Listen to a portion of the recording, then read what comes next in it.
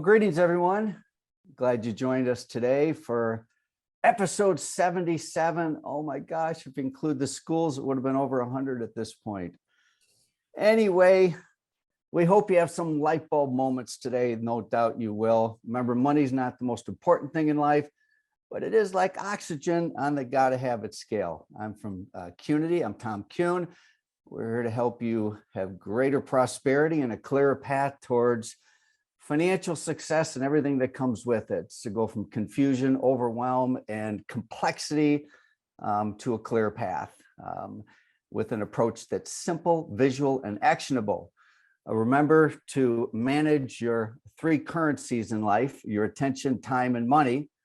And it is not lost on us that you're spending your precious time with us. So thank you for that. Much appreciated. We love it when you tune in. If you're listening to the recording of this, that's awesome too. Put some notes in the, put some comments if you would. Past recordings are on the Profit Portal as well as on YouTube. We have merged the school and the salon roundtables about 6 weeks ago. No regrets there. Love it. And today we have Shane Price joining us today. Many of you have heard of Green Circle, but few of you have met Shane. He actually has one of my favorite profile pictures right there. Look at this guy standing in front of a cabin there. Sean, I'm going to get to you in a little bit here. But anyway, Shane will be our guest today. And did I just call you Sean? Anyway, Shane is the man. Last week, we had sort of a clubhouse style session. It was awesome. We had Tracy from Devante. We had Tammy from Spa Blue. We had Christine from Devante. I'm sorry, DV8, excuse me. And I think we had another guest on there that I might be overlooking. But anyway, it was a great session last week. A lot of wonderful takeaways. So it is stored. So they are all past members of the Brain Trust with another contribution.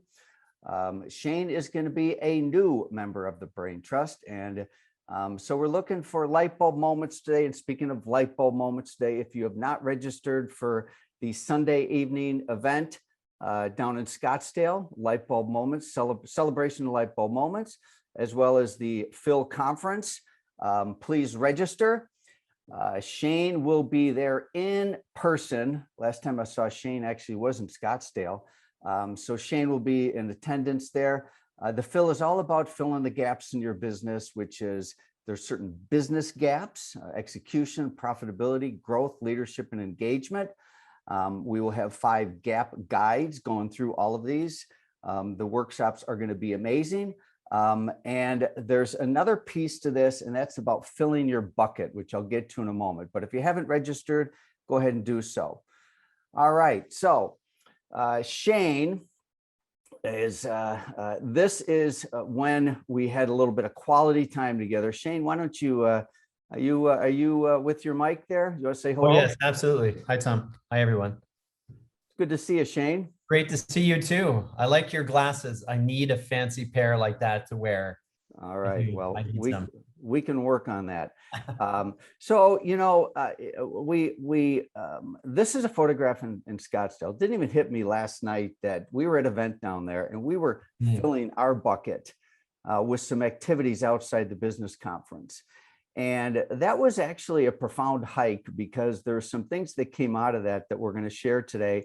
And heads up, spoiler alert to everybody listening here, we kind of have an announcement today for the Phil. And Shane is a big part of this announcement because he helped us put something together. It's going to be very special. And we're going to talk about that in a little bit. So anyway, we had a great hike up there, and we were chatting, and it made me realize that filling your bucket, I mean, we had a great time at that conference. We got to spend a little bit of time, but it was really the time that was away from the conference room and all of that. And so that's one of the reasons that we're doing the Phil. So it just reminded me that, you know, the power of doing other activities. Now, I'm going to get to this a little bit later, but let's just have you and I have a little chat here. I've been dying to get you as a guest for a long time. I've been dying to be on this roundtable. So you know what? It's about time. So many people know of the brand, and so many people know of Green Circle. You've got a lot of big fans, and congratulations on your customer base, the impact that you're making, taking a stand on something that's obviously very important for not only our industry, but actually a high global interest is an understatement. So, thanks for everything. I think it's awesome that people actually get to meet you. Thank you, Tom. Thank you. It's such an honor to be here. One of the things that I realized was, you talk a lot about sustainability, and maybe what I should do is stop talking for a moment. Why don't you give the group that may not know about Green Circle, give them just a quick overview about Sure. Green Circle, your mission, and all of that. Okay, great.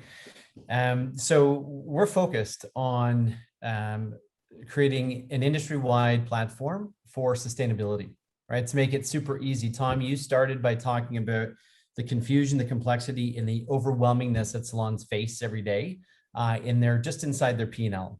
And so I think when it comes to the green space, salons are faced with the same challenges: how to navigate it, how to have a positive impact, how to do what's best for their salon guests who are, they obviously want to be heroes too. And so we've built a simple but powerful green strategy to help salons to be green, through all the waste diversion. Salons create tons of waste, to help them to build revenue inside the model, to gain new clients. More than ever, salon guests are looking for brands that hurt and not help the planet. And so we really make it easy for those types of guests to find salons in their communities. And then finally, to save money by taking some of the, this incremental income they're earning in the program and reinvesting it into technologies that ultimately reduce the footprint that they're having environmentally, but also help them to save money, right? So it drops to their bottom line, they become more profitable. And so what's been key for us in this is just making it super simple and something that everybody can kind of embrace and enjoy. And it's really we built the brand, the salons have helped us to build the framework for how it works, which has been incredible. So yeah, that's kind of a brief overview of who we are and how we operate. And you have about how many customers? We are, all said and told, today, probably close to 4,000 customers. That's amazing, Shane. Yeah. When did you start this? We didn't get to this. When did you start Green Circle? Started in Toronto, Ontario in 2009. And it was just sort of 2 feet in a heartbeat, knocking on salon doors and, walking in and telling them that we wanted to collect their hair and their foils. And they would look at me like I was absolutely nuts. And then they wouldn't let me leave the salon. And so I'd sit down, we'd have great conversation. And through those conversations in the early days, we learned so much. We just listened and learned from this community. And over time, we've built a waste-wear community that's now, I would say, salon professionals, 16 to 17,000 salon professionals. You call them waste what? Waste warriors. Yes. Waste warriors. Okay. Yeah. All right. Now, you started the business same time as I started Qnity, basically right in the middle of right in a recession, actually. Yeah. And now you have quite an enterprise. I'll get to that in a little bit here, but let's come back to this. Now, obviously we can take sustainability from several angles. This is a financial roundtable, so let's stay there. Okay. Sure. So how you talked about dropping to the bottom line. Could we be a little more specific without necessarily doing a ton of math for everybody? But I mean, Sure. be more specific. Is it more top line money's coming in, or is it less money going out? Stay granular with me a little bit on this. Sure. Great question. So when a salon joins our program, they're adding what we call an environmental stewardship fee. Okay. And that means essentially they're embedding the price and the cost of the program in their services and the service charges. So let's call it the average salon might add $2 as an ESF. Okay. So the average salon according to Green Circle sees about 500 or 600 guests on a monthly basis, right? $1 of that $2 is going to Green Circle to support our program, the program costs, everything that we do to ship the waste and help support the marketing and amplifying the messaging for salons. The remaining dollar would stay with the salon, okay? And that remaining dollar, if you have 500 guests, that's $500 a month. Over the period of a year, that would be, $6,000 a year of incremental income that's coming in. And so effectively, if you look at this and you say, what is the amount of effort and energy that goes into ensuring the recycling program is in place? There might be some associated costs, but very little. So if you look at that, there is a percentage of that that's dropping down to the bottom line. But the way that we look at it, most importantly, is how do you take this incremental income and invest in other technologies like low flow faucets? EcoHeads, for example, is a great example, which ultimately equates to a reduction in the usage of water. It equates to conservation of water in general. It's good for the planet. And it also equates to higher profitability as a business, because now you're accounting for waste. Whenever you account for waste in your business, you are saving money. And so you look at all the different areas of your business that you could do that. And in the end, I mean, the incremental impact to your bottom line is significant. Yeah, I think you spelled it out pretty clearly. So you have more money in through the surcharge, and you have less money out. Less money out for certain utilities such as water consumption, electrical consumption, and then you have less money going out because you are more conscious of your patterns that produce waste.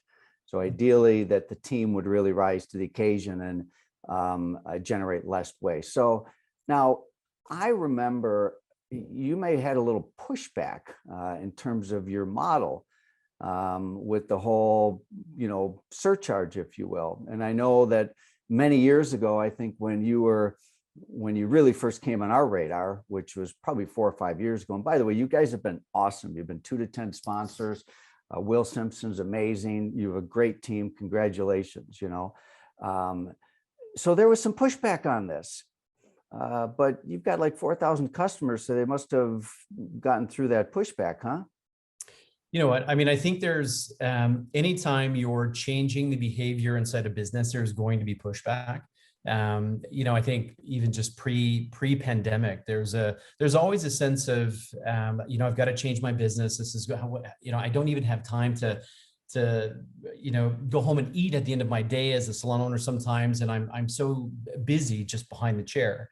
And so what's been, I think, important for us is really learning from the salon owner and building something beside them that makes this ABC 1, 2, 3 and easy to implement. And I think when salons can slow down, a salon owner and their staff can slow down just a little bit and look at their business, they can quickly sort of understand the positive impact they can have. I look at, for example, talking about dropping to the bottom line, when salons actually see the amount of color waste that's being generated at the salon level, it's a bit of an eye opener, right? And it's a game changer for the business. So, some salons are hundreds of thousands of dollars a year being rinsed down the drain. And so we, obviously we want to sort of help correct that because it's good for the planet. It's good for the bottom line to keep it in the financial sphere, and it works really well. But yeah, there's been pushback. There always will be. So that's why we're called Waste Warriors. We're really challenging the status quo. Yeah, and even the adding to each ticket like that isn't even just a change of behavior. It's a messaging thing too with clients and stuff. Absolutely. And but again, it's a working model. It's been a successful model. You have very, very loyal customers, and I do want to use the word customers now. And I want to segue into the next part of the conversation I wanted to start with you. And if anybody has any questions for Shane in terms of the offering, I know you got some great fans on here already. Terry McKee is shouting out to you, Shane. So use some comments to say hello to Shane, and maybe you've got some questions for him that we'll get to in a little bit. But I'm gonna turn the conversation and bring the conversation over to the man. And you're an entrepreneur, One might say, yeah. And I have to admit, I had this, like, when I first heard of Green Circle, and I'm going to be very transparent and reveal to everybody in the universe here that I had a quick bias. I thought, okay, this is a nonprofit, Sure. And you're not a nonprofit. You are a for-profit enterprise, and with no apology necessary. And so you and I have this whole thing with entrepreneurship that we're going to get to that a little bit more, but so this is a for-profit business, and here is something that just kind of really strikes me, is you are so clear on the impact and on your purpose that it's very inspiring for the rest of us that may not have a mission or a service like you to say, wow, how can we feel so cause driven that we feel like a nonprofit almost? Right, right. No, it's such an interesting point, and we have been asked this question along the way around not-for-profit versus for-profit business. The way that I look at it is, somewhere along the way, business in its own right diverged into two paths, and then there are businesses that were responsible for the impact that they would have. And then there is the vast majority of organizations, businesses that have no accountability for the downstream impact that they're having on the planet. And so the real sort of at the crux of the matter is we have to have business models that close the gap between how the earth lives and how we carry out our commercial lives. And so we believe that businesses should be able to generate revenue, should be able to generate profit. Their stakeholders should be able to do the same. And it should be a win-win for everyone. And so we really challenged ourselves in the early days to say, how can we create a business model that it will generate revenue, will generate profit? We won't rely on anybody else writing a check to us, because then it becomes challenging. It becomes a bit out of your control. And so we built a business model that fundamentally works by empowering stakeholders to do great things in the world. And you can generate revenue out of that and profit, and it's a great thing. I'll touch back on entrepreneurship and all of that in a little bit, but let's talk a little bit about B Corps and some of your some things going on with that for you. Yeah, so I mean, we in 2019 we decided to become B Corp certified, and I think what's uber exciting about that is, it just creates this framework for us to live within as an organization and continually sort of review ourselves against to continually improve. And my hope is that people inside the walls of Green Circle would say that since the inception of B Corp at Green Circle, that overall the quality of life and work has been monumentally better. This just creates a really great framework for organizing yourself around social good, environmental good. And then it's also a collaboration with other B Corp stakeholders who can help us in navigating the new landscape that we're faced in our economics and business. Could you describe just in layman's terms what is a B Corp, and then also would salons be capable of becoming a B Corp? It's a great question, Tom. Salons, any business can apply to become B Corp. Right. I don't, to be honest, I don't know the threshold of employees, if there is a threshold of employees or revenue. I don't know that it's maybe what that criteria is. But in layman's terms, B Corp is an organization that certifies businesses for best practice around social and environmental performance. And so it sort of has you look at all these different key performance indicators inside your business to say, okay, so from a social standpoint or a governance standpoint or environmental standpoint, I'm doing in all these things, I'm checking the boxes, or I'm not. But I tell you what, the next time in 2 years when it comes around to recertifying, I will have improved on some of these different criteria. And so the theory goes that as you improve on these different criteria, the entire organization is just elevating to a better place, right? Yeah, well, I think it's something that I want to explore more and learn more about. Yeah. Yeah. Well, however we can support you in that journey, we would love to. And it's a wonderful community to be inside, and we are every day just looking at ways to improve the organization, because as that happens, we just become more human in our experience through running a business. Now, you're championing some sort of quietly championing some behind the scenes, maybe some industry type movements around sustainability. And I've been part of some conversations, and I know it's in early stages, but what do you think is needed in the beauty industry right now to create greater awareness around sustainability? Connectivity, time for what's needed. What was needed? The pandemic was needed. I hate to say this, but that's Mm, what's been needed. You know what? It's had everybody slow down just enough to say, I kind of see what's a little bit broken, or I very clearly now see things that are broken that I didn't see before.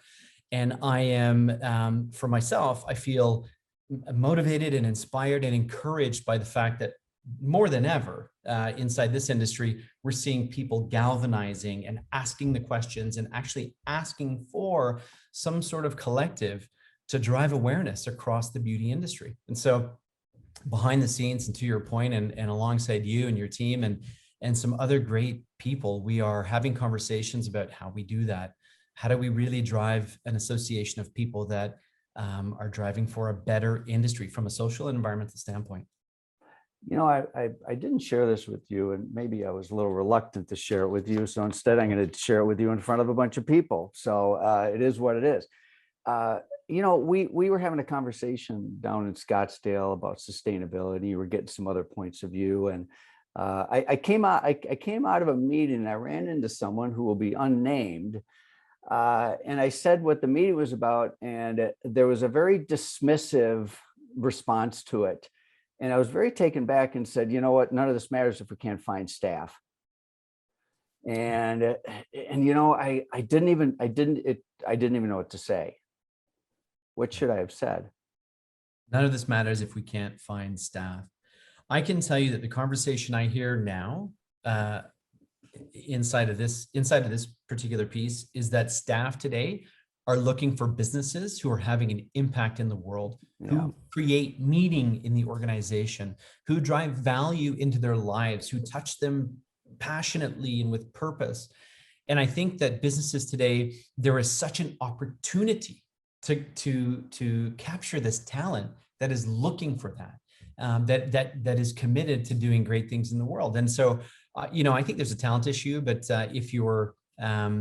if you're pulling the right levers and you're out there in the right space, there's a ton of talent. So, I mean, it's an interesting conversation, Tom, but yeah, that would be my response. I wish you were standing next to me because I didn't know what to say. So I think your response is also is late at night, and late at night is usually I'm not at my mental peak anyway. So we'd had a couple of drinks at dinner as well. Then we may have. Okay. All right. So I think that we want to switch a conversation to entrepreneurship a little bit. And one of the reasons why that hike was so cool for me is I learned something about you, that we were part of a common community, if you will. And I think you're the first person in the beauty industry I've ever met in like 30 years that's been part of the strategic coach community. Likewise. And so we're walking up this mountain, and I'm like, whoa, I've got a natural, because there's a certain language that comes out of it. So the strategic coach program for our audience, you can expand on it, Shane. It's a program that was developed by Dan Sullivan, and Dan Sullivan now is in his late 70s, but he was, I guess, called the original entrepreneur coach. And all of the different major thought leaders through the years behind the scenes are giving Dan Sullivan a lot of credit for entrepreneurship. And it's an exclusive program. You have to qualify, you have to have a certain income level. It was a stretch for me to qualify at the time. It was my second day as an entrepreneur. I joined the strategic coach, and you're in the strategic coach right now. So, and there is an announcement coming on this, everybody. So stay with me. So the strategic coach, in your own words, what is it? Well, it's much of what you just said. I mean, it's really the foremost platform for entrepreneurs to learn how to get outside of themselves, to connect with other entrepreneurs, and to get some coaching around best practice from one of the best coaches in the world. Dan operates globally. He's a book writer. He is a great storyteller. And there's always nuggets of gold in his classes. We meet quarterly. And in each quarter, we give updates on the performance of the business. And it's all about how do you 10x the business. And it isn't from a revenue standpoint necessarily. If that's the goal, then that's the goal. If the 10x is how do you get 10x more salons or 10x more salon guests or customers in the seats of salons, that is the goal. So no, it's a powerful coaching platform for entrepreneurs. So we have a common mentor and a common coach. That's it. It is. Yeah, absolutely. And I'm such a believer in mentors and coaches, And I guess unconsciously, one of the reasons for creating Qnity was I felt that strategic coach is very pricey. The income levels to qualify are quite high, and it's not for everybody. It's a big commitment, and there's certain people that they're all in, they're going to go for it, whatever, and we'd encourage them, and happy to talk about that. Unconsciously, Qnity, I think, was create maybe a more approachable version for the commonpreneur, entrepreneur, solopreneur, and entrepreneur, so it's very much part of my DNA, What have you gained from it? I mean, the important, having a coach like that or a coaching platform. I mean, just the, what have I gained? I mean, there is, oftentimes so when you're a solopreneur, and I was a solopreneur at one time, when you're a solopreneur, you tend to be everything inside the business, right? You're, as I said before, it's 2 feet in a heartbeat. You're doing everything every day. You might be washing the windows, sweeping the floor, cutting hair, doing whatever, like you're just managing so much, and you bring on some support, But if you've never stepped outside of your own business as a solopreneur, and you've never worked inside of an organization to understand what structures are available, what processes, what operating systems, how to see yourself as the leader in your organization, then you'll never, you'll never really, I don't believe anyway, I don't think you'll ever really grow your business. You need to step outside of the system in order to get a hold of the system and then empower the system itself to become stronger through your people. And so, that one of the most important things I ever learned from Dan was, as the CEO, especially a founder CEO, your responsibility is to give purpose and passion to other people's great talents and capabilities, and then get out of their way. To me, before, pre-strategic coach, this would never have crossed my mind, because it was my responsibility to do X, Y, Z. And now it's always about finding the right talent who can do exceptionally better than me at any given responsibility. But I mean, there's so many pieces inside this, Tom, that we could talk about with strategic coach: freedom of time, freedom of money, freedom of purpose, freedom of passion. Those are things that entrepreneurs, like a salonpreneur, I like to call them salonpreneurs. This is the goal, right? I mean, of course, everybody wants freedom of money, but there's freedom of passion and purpose, freedom of time, and freedom of relationship. Those are all critical pieces. And if you become, if you can step outside of your everyday and embrace these other tactics and tools, I think it puts you on a pathway towards those types of freedoms. And I know there's lots of coaching inside the salon industry. This just happens to be one that I've chosen that I probably will be a lifer inside of, because I learned so much. For me, it's been a very long time since I went through the program. So I am going somewhere in this conversation, and the works of Dan Sullivan or whatever, you can read books, and it's out there, you can Google them. But it was during the hike, all right, that you said, have you read Dan's new book? And I said, I was somewhat dismissive of it, saying, I'm familiar with the concept. And he said, no, Tom, you've got to read this, okay? And the title right off the bat it's called The Gap in the Game. I thought, well, that's interesting timing. Gap. Our whole Scottsdale conference is really about filling gaps, And so I was immediately intrigued just by the title. So, and you were very enthusiastic about this body of work, The Gap in the Game. So listen, I don't want this whole roundtable to be about strategic coach and entrepreneurship and all that, but just real quick, The Gap in the Game. Here's the book, everybody. It looks like this. It's called The Gap in the Game. And what it does, it's High Achiever's Guide to Happiness, Confidence, and Success. by Dan Sullivan, along with a co-author, Dr. Benjamin Hardy. Now, you know Dan because you're going through the program, and then Ben is in your entrepreneurship group, right? As a That's correct. Yeah, fellow he's attendee. in my class. Yeah, yeah, and a super great writer. Dan has had this concept of the gap and the gain for many years, probably 20 plus years.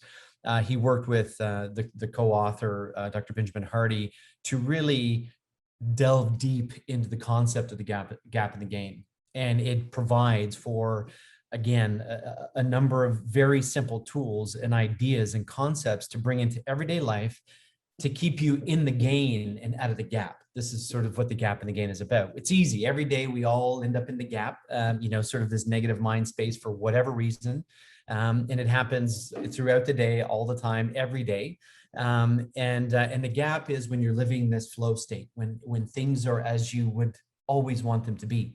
And so this is probably never possible to have it all the time, but it teaches you tools and tips just to get out of the gap and get into the game. There are some amazing concepts like always measure backwards, which measure backwards means that so many of us measure ourselves against an ideal. That's it. Let's say our ideal is to have 15% profit, and you will never be happy because you'll never get, so you have an entire entrepreneurship journey of poverty, where all you can think about is that this unreachable goal. The gain is to mark your progress. And science shows that that is the way to get to 15% profit. So don't compare yourself to the 15, compare yourself by measuring backwards. What is your trend, That's it. And, the thing is, the book is it's such a damn simple concept, and I'm like, this is such but it blew me away. I have to admit, it really did. I was surprised. And I thought, we've got to bring this to the Phil. So anyway, we are going to bring this to the Phil, and you and I are going to set it up. All right. So let me, and I'm going to come back to you when you're talking to Phil and sustainability in a moment, but let's help me kind of share a little bit more about this. So anyway, that is Dan Sullivan with the book, and that's Ben Hardy, who's your classmate. Ben is going to do just a quick welcome video for us at the Phil. But what we're going to be doing is we're going to be buying every attendee. So listen carefully, everybody. We're going to be buying every attendee this body of work. You'll have a choice whether you want the book or you want the Audible, and we will send it to you before the event. So all of you can get through the book and you can be part of the conversation, and it will set a great tone for the ability to make tremendous progress in our time together. And so we've been in direct touch with the strategic coach. And Ben actually was going to join us. He's in full writing mode, and he doesn't do any events, but he was going to join us virtually. And then he realized he was on a cruise and is all apologetic. But we have a really great solution. We are inviting in your coach, Shane, who is Qnity Chambers. This is an awful picture of her, but she's actually your coach in the program. And so she's going to be joining us live. This isn't going to be a keynote. It's not going to be, just up there. It's going to be an interactive workshop. You and I are going to kick it off in the beginning.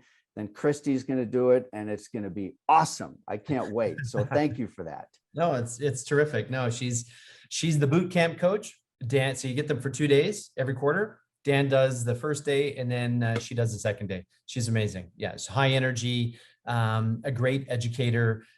Really interactive. We'll ask great questions, and just really we can dive deep into concepts and ideas so that everybody comes out with a crystal clear sort of idea of what it means to be in the gap and in the game. So we will give our attendees a choice, whether they want the book or the Audible. And just some comments to those of you attending the conference. It's a trade-off. The Audible, those of you that like hard copy books, it's awesome. I've got it right here. And I also went through the Audible. The thing about the Audible is that it does save paper for that. And number two is that the Audible version also includes some interviews of Dan. And at times you might want to play it on a little bit of high speed because he can talk a little slow and do a lot of ums and stuff, But your choice, whether you want the Audible or the book, we will do an organized communication with all of you. We'll need your addresses and all of that. So, and Shane, I have to give you a lot of credit for helping to make this happen. So thank you. You're most welcome. Anything we can do. Anything we can do, Tom. All right, so that is really going to be amazing. We're going to start to talk more about that, the gap and the gain. Now let's come right back to Shane. And so we're going to have you do a talk at the Phil. And we're going to have you, you basically will have the stage. What are you going to talk about? So if you have, I think it's 8 minutes. So you got 8 minutes. What are you going to talk about at the Phil? Don't you know yet? It could be, I don't know yet. In development, Tom. I could tell you, but then, I'd have to do something, right? So, you know what? It's we're going to talk about how the program at Green Circle can dramatically improve your bottom line. That's going to be, to me, how this is having a positive impact on your business, how it fits inside the context of the gap and the gain. And yeah, just that sort of thing. Awesome. Now, we also reached out to you because we want to have an event that's carbon neutral. And, I'm becoming educated on this. Can you educate us a little bit more on what that looks like, for example, with an event? Sure. Yes. So I don't organize this myself inside the org, but we do this for obviously our salon community. This will be, one of the first events that we've helped shape a carbon neutral sort of approach to. I suspect that we will look at the footprint of each guest that's arriving at your event. So it's their flight, the travel, the venue itself. There's various sort of KPIs that you would look at. We would measure, we would get a sense of what they'd be in terms of, metric tons per individual. And then we would do a carbon offset. And what that means is you pay an organization that is audited and vetted by third parties. We work with some really great organizations in Europe to ensure that our offsets are going towards projects that are either planting trees or putting renewable energy in place in countries where there isn't this sort of infrastructure. So this is the type of work that we do. Awesome. Before we let you go here, tell us a little bit about your personal life. So you live in the Toronto area, you have a family, just a little bit about Shane here. Sure. Yeah. So I'm married to this incredible human who is a frontline worker and was in the middle of all this stuff during the pandemic. And also at the same time pregnant. So we had our second child about 6 months ago. His name is Nevis. I have a daughter who's 6. Her name is Sevelin. I don't know, what can I tell you? I grew up with 4 other siblings and a mom and dad that really loved being in the outdoors. And I think this is where I ultimately gained my appreciation and my sort of passion around doing whatever I can to protect it, because I know how important it is. And, when you have kids, suddenly it becomes that much more important to you. And this is the legacy that we'll get to leave them, is a planet that, that hopefully is green and not brown. Right. So, but yeah, no, I live not in Toronto, in Toronto proper, but in the countryside, just north of the city. What else can I tell you? We enjoy the outdoors and can't wait to see you, Tom, and at the Phil. Well, I'm hoping that you will join my wife, Mary, and possibly my son, Ryan, for a Sunday hike in Scottsdale. It'll have to be early in the morning. It's hot down there, Megan tells me from Gadabout. So maybe you'll take a little bit. I'll be busy on that Sunday morning, but maybe you can get a little outdoor time. You could beat my lovely wife, Mary. So she's a billy goat when it comes to going up mountains. So that would be terrific. Yeah, I'd love that. Camelback. Let's go do that. Yeah. All right. Well, let's give this guy it's a loud virtual applause. I don't know how you do a loud virtual applause. You use the comments. That's what you do. Use the comments and thank this guy. There's a quote I pulled out for you. I like to share a quote. All right. Many have dated the beginning of an era with the reading of a book. The book exists for many of us. Perchance it will explain miracles and reveal new things, which I think it's great. So anyway, I date the beginning of a new era with the meeting of a person like you. So thank you for that. I'd like to officially welcome you into the Brain Trust and your $1 million light bulb. All right. So that will be shipped out to you Yeah. across the border. Yeah. Well done, Shane. Thank you so much. Thank you. Thank you, Tom. Thanks, everybody. It's great to be on here. Thank you. All right. So you can listen in if you want, or if you need to multitask or take off. But next time I'll be seeing you as in Scottsdale. So, all right. Speaking of Scottsdale, we will be awarding golden light bulbs for members of our Brain Trust. I think we know who they're going to be, but not quite sure yet. And we're going to, we'll leave that mystery coming. All right. I need to see who's on the call here today. We have double Amandas, Amanda Bowden, Amanda Hare. Good morning, Amanda Hare. Thanks. Well, good morning, both Amandas for that matter. Amy and Andrew and Anna and Ashley and Bridget.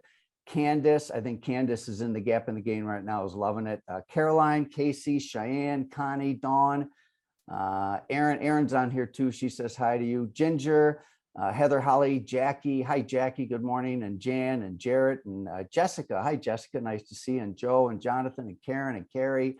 Louisa. Hello, Linnell. Good early morning to you. Marie, Megan, Melissa, Michael, Nina, Sharon, Steve, Tamika, Tanya, Terry, Terrence. Oh, Will Simpson joined us too. All right. I know he had a meeting, but he had to come on at the end. So good morning, Will. All right. I'm not sure what the heck's going on in the chat, but I'm going to get there in a minute. I've got some unfinished business with all of you guys. And let's see what I have next. All right. So, all right. Now, speaking of coaches, I'm a big believer in having a coach. If you don't have a coach, you can reach out to us for a complimentary discovery call. We have awesome coaches that all be at the Phil. Certainly, Shane and myself and all of us have had breakthroughs from having a coach. Remember May 15th, light bulb moments. If you haven't registered for the Phil yet, go ahead. We do have a couple of sponsors for these roundtables. Pivot Point, who we work with on the school division, and we partner with our money financial success training. So if you're a school, become a money school. You can book a demo with Qnity for schools.com. Lightheart Sanders also sponsors this roundtable. We have several members of their team with us today. Thanks for joining us. Closing thoughts, you know, for me, I think it's really, I've been dying to fill people in terms of what's going to happen on Monday morning on May 16th. And what an amazing kickoff to be able to bring in an important body of work like the Gap in the Gain and apply it throughout a conference. And I really hope as many of you as possible will take some time to either read the book or go through the Audible. And then together we can just have an amazing conversation on that morning. So it's not a bunch of talking heads up there, but we're talking to each other. All right. So, so super excited about that. Let's see here. Do we have any other business? We are on next week. And it is 10:45. I think we'll leave it right where we're at, guys. Great session with Shane today. We are off next week, apparently. So thank you, Michelle, for that. We are off next week. And I'm just going to check out the comments here. But meanwhile, we will officially end the call. Let's call the call over right now. And I'm just going to sort of lurk in the background and read some of the comments. So thanks for joining us today. We'll see you in a couple of weeks. Bye now.